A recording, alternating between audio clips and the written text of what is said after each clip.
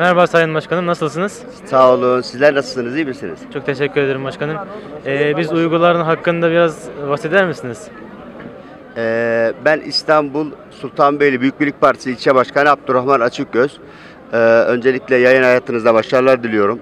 Bugün burada Genel Başkanımız Sayın Mustafa Destici'nin öncülüğünde Doğu Türkistanlı kardeşlerimizin, Uygur Türk'ü kardeşlerimizin, soydaşlarımızın oradaki çektikleri zulüme dur demek için burada toplandık. Allah'ın izniyle daha da büyük güçlenip kafirçinin sonunu da getirecek hamleleri yapana kadar, sonuna kadar mücadele edeceğiz. Gerek Doğu Türkistanlı Uygur Türk kardeşlerimiz ve dünyadaki zulüm altındaki tüm Müslümanları yani gücümüz büyüyerek bu zulümlerinden kurtaracağız inşallah. Ben tekrar sizlere teşekkür ediyorum. Teşekkür ederim başkanım. Evet, çok saygıdeğer Uygur TV izleyicileri, efendim Ankara'da Büyük Birlik Partisi'nin düzenlemiş olduğu Doğu Türkistan'dan Yemen'e yapılan bütün zulümlere hayır protesto yürüyüşünün yapıldığı alandayız ve yanımızda Sayın Profesör Doktor Erkin Emet Beyefendi var. Efendim Uygur TV ekranlarından bugünü nasıl değerlendirirsiniz? Evet, bugün çok güzel bir gün oldu. Tabii Doğu Türkistan meselesi, Doğu Türkistanlılar tarihte görülmemiş bir zulüm aslında bugün. 3 milyon insan kampta.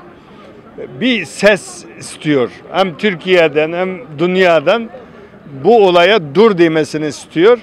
Bunu aykırmak için bugün Büyük Birlik Partisi ve Alperen Ocakları Abdi Pekçi Parkı'nda bir miting düzenlendi. Benim en etkilendiğim şey eskiden ben 30 yıldır buradayım. Gösterilere insanlar gelmiyordu. Anne babam orada. İşte zarar gelecek diye ama bugün 7'den 75 yaşa herkes gelmiş. Haykırıyor. Dünyaya bir ses vermesini istiyor. Sağ olsun Büyük Birlik Partisi Genel Başkanı Mustafa Destici Bey bugün hem Türk hükümetine hem dünyaya bu Doğu Türkistan'daki katliamı dur demesini istedi. İnşallah bu ilgili kişilerin kulağına gider diye düşünüyorum. Eyvallah efendim, teşekkür ediyoruz. Sağ olun. Biz şunu düşünüyoruz artık, az önce hocamın da söylediği gibi bıçağın kemiğe dayandığı yerdeyiz. Bu ne demek biliyor musunuz? Biz Uygur TV olarak önceden Doğu Türkistan'dan hür dünyaya kaçıp gelmek zorunda kalan, vatanını, milletini, bayrağını maalesef terk edip hür dünyaya yaşamak için, bu davayı anlatmak için koşan insanları mikrofon tuttuğumuzda, kamera önüne geçtiklerinde o insanlar fikirlerini söylemekten gerçekten korkuyorlardı, kaçıyorlardı. Yüzleri tanınacak, yüzleri görünecek diye korkuyorlardı. Ama artık 7'den 70'e bütün Doğu Türkistan'dan hür dünyaya çıkan bütün insanlar Uygur TV ekranlarından olsun, İstiklal TV ekranlarından olsun, ulusal kanallar aracılığıyla olsun, TRT olarak devlet kanalları aracılığıyla olsun artık kendi seslerini, kendi yüzleriyle, kendi dilleriyle, kendi gönülleriyle seslendirmeye başladılar. Bu davada bence büyük bir adım. Evet, çok saygıdeğer izleyiciler. Efendim tabii ki miting alanında sadece Türkler bu işi protesto etmedi. Sadece Büyük Birlik Partisi ya da Alperen Ocakları bu işi protesto etmedi.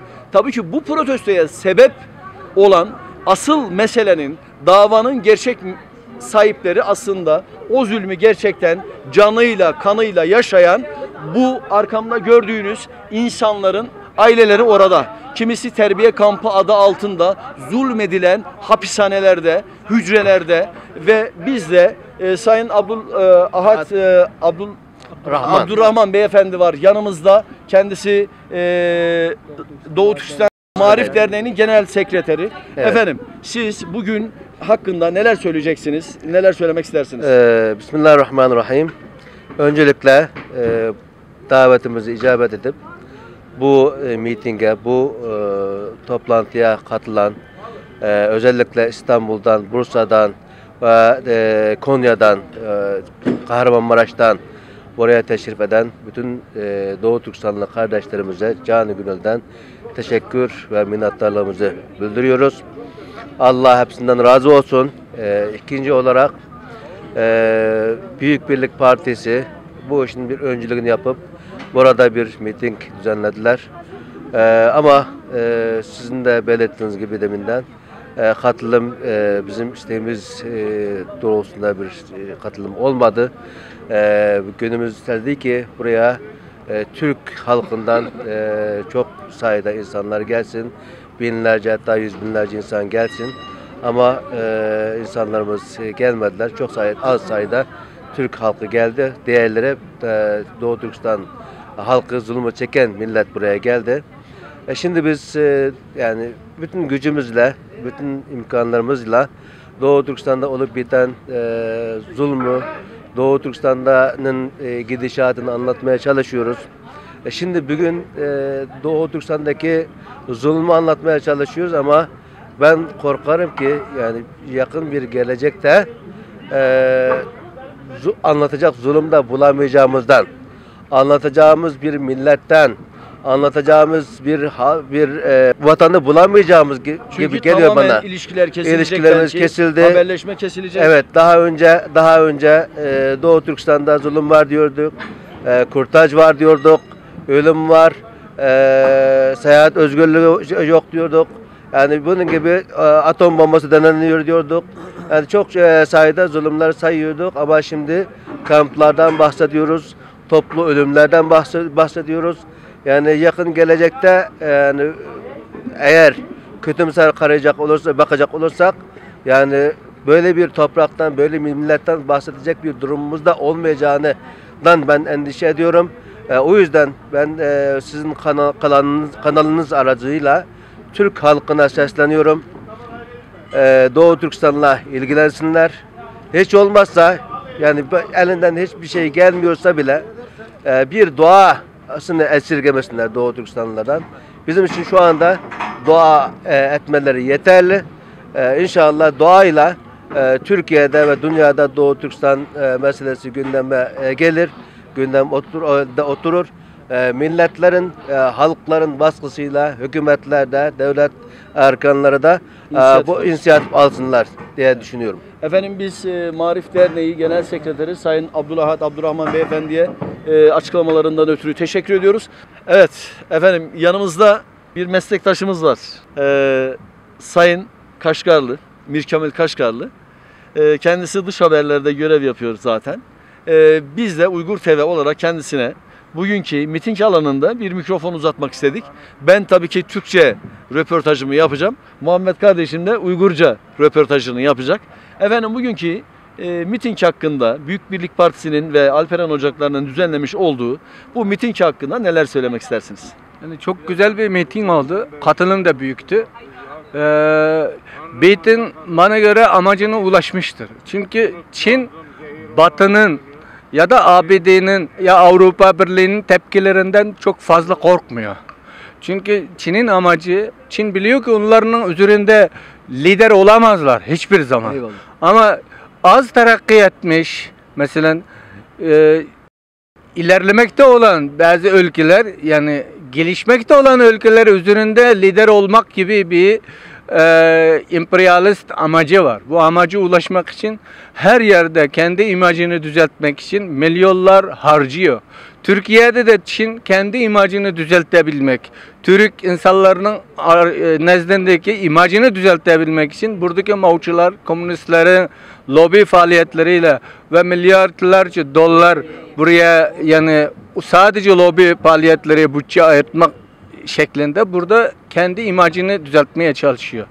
Böyle bir durumda bu kadar yoğun bir toplantıyla ve burada zaman zaman yapılan protestolar, onun en azından biz bu protestolarla hemen amacımıza ya Doğu Türkistan'ın özgürlük amacıma ulaşamazsak da onun harcadığı o paraları boşa çıkarabiliriz. Eyvallah. Ona emisine zarar verir. Eyvallah. O acıdan ben amacına ulaştı diye biliyorum. Eyvallah. Teşekkür ederim. Kardeşlerimize Allah yar ve yardımcıları olsun inşallah. Çoluk çocuğumuzdan, eşimizden vazgeçip Ankara'ya kadar İstanbul'dan geldik. Sırf kardeşlerimizle paylaşmak için acılarını. İnşallah Rabbim onları korur. Amerika'nın zulmünden ve bütün kafir Çin'in ve İsrail'in de Rabbim onları helak eder inşallah. Kurban olduğum Allah onlara yardım eder. Bizim de evlatlarımız var. Yani onları görüyoruz. Yani içimiz kan ağlıyor yani. Cenab-ı Hak yardım ve yardımcıları olun inşallah. Ben teşekkür ediyorum sizlere. Teşekkür ederim abi. Sizin gibi destekçimiz olduğu sürece bizim Doğu Türkistan'ın özgürlüğe kavuşması çok iyisinde. Teşekkür ederim. Teşekkür ederim. Evet, çok saygıdeğer izleyiciler, efendim biz Uygur TV ve Türkistan TV için bir ortak yayına girdik şu andan itibaren. Biz Ankara'da Abdi İpekçi Parkı'nda Büyük Birlik Partisi ve Alperen Ocakları'nın beraber düzenlemiş olduğu Doğu Türkistan'dan Yemen'e zulme hayır miting alanında gerçekten orada Doğu Türkistan'da zulme uğramış insanların sesini soluğunu duyurmak için neticede bu insanların sesini duyurmak için tabii ki ekranların önüne geçtik. Ablacığım, beni anlıyor musunuz Türkçe? Evet, anlıyorum. Anlıyorsunuz. Anlıyorum. Evet. Sizin dünya kamuoyuna Uygur TV ve Türkistan TV'ye aracılığıyla, ekranları aracılığıyla neler söylemek istersiniz? Gönlünüzde ne kopuyorsa dünyaya, dünya liderlerine neler söylemek istiyorsunuz? Sesinizi, size yapılan zulümleri duymaları için neleri söylemek istiyorsunuz? Lütfen buyurun. Tamam. Öncelikle size bana bu fırsatını verdiğiniz için çok teşekkür ediyorum. Ben bizim Uygur kardeşlerimiz dahil olan tüm dünya Türklerine, Müslüman kardeşlerime şunu söylemek istiyorum. Bu benim kalp sözümdür. Yani siz çocuklarımızın babalarını kurtarın. Biz de çocuklarımızı kendi zamanında zalimlerin elinden mazlumlarını kurtaracak olan oğlanlar olarak yetiştirelim. Siz bu zulümlere sessiz kalmayın. 2 yıldır kalbim kan ağlıyor. Dert içinde, çocuklarımın babasının kaygısı içinde. Hayatım tükeniyor yani. Hiçbir gücüm kalmadı. Mağdurum da kalmadı. Bize yardım edin. Ben benim gibi binlerce kadının sesi olarak buradayım. Tüm dünya sesleniyorum. Suçsuz olan şu çocuklarımızın babalarını zalimçinin elinden kurtarın. Ne yapsınız edin, bir şekilde onları kurtarın. Onlar şu an ölüm tehlikesinde. Ondan şu kadar korkuyorum ki bir gün gelecek, senin eşin şehit oldu. Çok korkuyorum. Bana bu acıyı yaşatmayın. Çocuklarımın babasız, beni ağırsız kaldırmayın. Eyvallah. Buna fırsat vermeyin. Çinlilerin zulmüne dur deyin. Lütfen. Efendim, tabii ki bu elimdeki levhada da gördüğünüz resimler var. Bu resimler özellikle Mısır yönetiminin Çin'le yapmış olduğu eğitim anlaşmaları neticesinde özellikle orada Mısır'da eğitim alan insanların katledilenlerinin resmi bu. Ve ayrıyeten oradaki eğitimlerinin durdurulup tekrar Çin'e teslim edilen insanların da resimleri var ayrıyeten.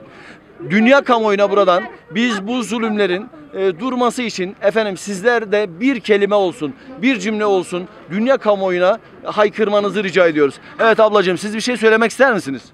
Bir dakika abla. Bütün dünya Müslümanlarının sahip başbakanlığın biz Doğu Türkistan halkı için sahip çıkışını, kız kadınlarımızın Çin kafirlerden zulmede hapishaneler kalmasını, ne oldu benim kız kadınlarımla? Benim kız kadınlarım nerede? Benim kız kadınlarım nerede? Ne oldu onlara? Nasıl yapacak onlar içinler? Ben yüreğim kan alıyor. Benim yüreğim kan alıyor. Türkistan annesi buluştum bilen. Ben kız kadınlarımla kusuldurmuş için. Ben Çinlerden intikam alayım. Efendim özellikle böyle protestolarda, böyle mitinglerde bizim yanımızda kadınların da yer almasını istiyoruz diyor. Gerçekten bu bizim kadınlarımız, kızlarımız nerede? Bu davaya neden sahip çıkmıyorlar? Sadece bu erkeklerin davası değil ki. Bu sadece Doğu Türkistan'ın, Uygur Türklerinin, Uygur Müslümanlarının davası değil ki. Neden bizim kızlarımız, kadınlarımız, analarımız, bacılarımız neden bu davaya sahip çıkmıyor? Lütfen sizler de sahip çıkın diyor. Buyur anacığım, siz ne demek istersiniz? Nurgulluğun bir günah kırındaşlarımızdan cinin oldu. Çin tecavüz kapırlar, bizge katkı zulüm kılıp. Kızlarımızdan şüphete hepsini kıldı. Namazlarımızda, Kur'an kitaplarımızda, mehaç medresemizin çaktı. dinimize karşı çıkıp biz eğer zulüm kıldı. Bu Xitay zalim kafirini biz herkes geçirmeyimiz. Türkiye halkına bütün Müslümanlar bizge yardım kılıp bu zalim kafirden kıstımızın öcümüz elifmi yardım kılışını sorayımız. Bu davanı herkes boldu kılmayımız. Her Türkistan, Doğu Türkistan'ın kolumuzu kaydırıp almak için Xitay kafirler cinimizin pida kılıp sıkmadık ilişip Şark Türkistan'ın müstakillikini kolumuzu kaydırıp alırız. Şimdi eyvallah kız efendim diyor ki Doğu Türkistan'ın elinden zulmeden zalim Çin'in hükümetinin elinden bizim namusumuzu, bizim şerefimizi lütfen kurtarmamız için, bizim dinimizi yaşamamız için, bizim dilimizi konuşmamız için, bizim gelenek göreneklerimizi, örfümüzü, ananemizi yaşayabilmemiz için millet duygusuyla yaşadığımız her şeyi yok eden Çin hükümetinin bize yaptığı zulümlere dur demenizi, lütfen en azından sesinizi çıkarmanızı rica ediyorum diyor hanımefendi. Tabii siz de bir şey söylemek ister misiniz? Çocuklarım 4 tane çocuğum var burada. Her gün benden soruyor babam ne zaman gelecek. Onun fotoğrafını öpüyor. Ben çok ağlıyorum. Çocuklarımı duydurmasını alıyorum. Benim eşim nerede? Doğu Türkistan gitmişti. 1,5 seneden beri eşimden sesini de duyamadım. Annemden sesini de duyamadım. Alaka kesildi. Bütün Müslüman halkının konuşmasını rica ediyorum. Türkiye hükümetinden bize yardım etmesini istiyorum. Evet. Efendim, bu gözü yaşlı anneler. Buyurun. Bu balamdan da size. Evet. Kızanı Mısır'da okuttuğunda bir tane günah yok. Evet. 70 yıllık gezip turmalar, ölen muhterim okumayın. Evet. 2 yıl oldu, Allah'a Evet. yok.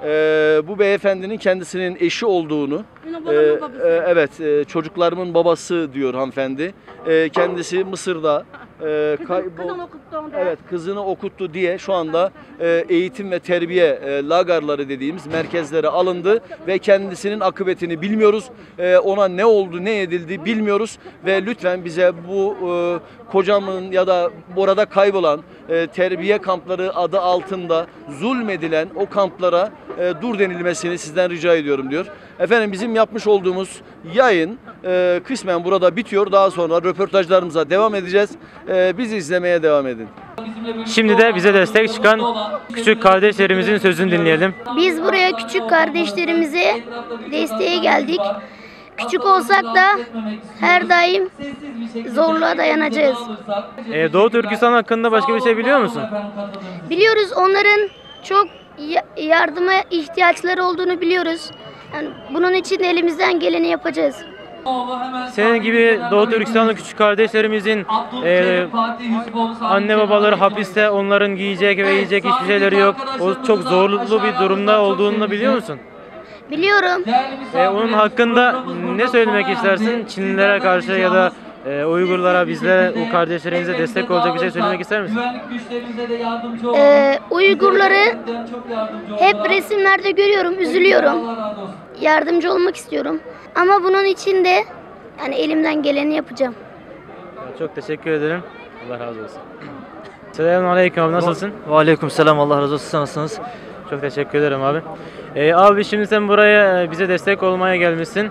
Uygurların hakkında ne biliyorsun? Nereden geldin? Nerelisin? Ben aslen Gürcistan vatandaşıyım. Azeri Türklerindenim. Orada olduğum zamanlar Türkistan diye bir devlet ben bilmiyordum. Yani haberimiz yoktu çünkü hiçbir devlet duyurmuyordu. Ne Gürcistan ne Azerbaycan haberi yoktu. Buraya geldikten sonra öğrendim ama gerçekten insanın kalbini yaralayacak bir durumla karşılaştım. Yani insanı hapse atmak, öldürmek, cezalandırmak bir kenara dursun. İnsanın namusuna, şerefsine, haysiyetine dokunan bir şey. Yani ben Çin ahalisine şahsen sivil halkı dahi olsa insan demiyorum ben onlara. Yani insandan daha beterdir yani. Hayvandan aşağı derecede. Ki Allah Teala Kur'an-ı Kerim'de Tin suresinde halakal insane fi ahsen takvimde esfele safilin buyurur. Esfele safilin, alimlerin köpekten aşağı derecede olan insanlar ben Çinleri görüyorum şahsen dünyada. Çünkü bu kadar zulüm, bu kadar haysiyetsiz bir hareket dünyada ben hiçbir yerde görmedim. Ve Uygur Türklerine yardımcı olarak bütün dünyayı durmasını, sadece Türkler değil, Müslüman devletler de dahil dünyada bütün bunun duyurulması için yani herkesin bunu bilmesini istiyorum yani. Çok teşekkür ederim abi. Allah razı olsun. Efendim yine Uygur TV ve Türkistan TV'nin ortak yayınındayız. miting alanındayız. Her devrin bir Kürşat'ı olmuş Türk tarihinde. Şu anda da yanımızda dönemimizin Kürşat'ı bir beyefendi var ve bu beyefendi Kürşat Bey Türkistan adlı şiirini okumak istiyor. Doğru mu? Doğru efendim. O zaman okuyalım mı? Tamam. Buyurun. İçimdeki acı dalga dalga köpürdü. Aldı beni Türkistan'a götürdü. Kürşadım, Kürşadım. Çin Seddi'nden başladı, temizledi her yeri. Hain düşman giremedi içeri. Kürşad'ın narasıyla indik Tanrı Dağı'ndan. Ruhumuzu doyurduk Orkun'un kaynağından. Bu kaynaktan içenin yürekleri tunç olur. Türkiye kefen biçenin ölümü korkunç olur. Yufka yüreklilerle çetin yollar aşılmaz. Çünkü bu yol kutludur. Gider Tanrı Dağı'na. Arkadaşını bırakıp da gidenin topu da değişilir bir sokak kaltağına. Damgalı eşek gibi hainler tek tek bilinirdi. Nasıl olsa bir gün kafaları kesilirdi. Türkistan deyince aklımıza İsa Yusuf Alptekin gelir. Sevgi dağım perde perde yükselir. Acılarım, dertlerim içim burkulur. Yüce değerlerim yine kurulur. Gördüklerim Tanrı'ya yakın gibidir. Şu muhteşem yerler elbet bizimdir. Biz de bu avazını Uygur TV ve Türkistan ekranlarından, Türkistan TV ekranlarından sizlere duyurduk. Efendim bunları tabii ki sosyal medyada da göreceksiniz. Biz bu kutlu davanın erleri olmaktan, neferleri olmaktan mutluluk duyuyoruz. Bu kardeşlerimiz şu anda gerçekten Uygur TV'de görev yapmaya başlayan genç gönüllü kardeşlerimiz. Gerçekten biz bu kardeşlerimizin yanında olmaktan mutluluk duyuyoruz. Bu insanları cesaretlendirmek için, bu davaya gerçekten sahiplendirmek için lütfen sizler de bu kardeşlerimizin sesi olmaya gayret edin. Efendim Recep Ateş, Ankara, hoşça kalın.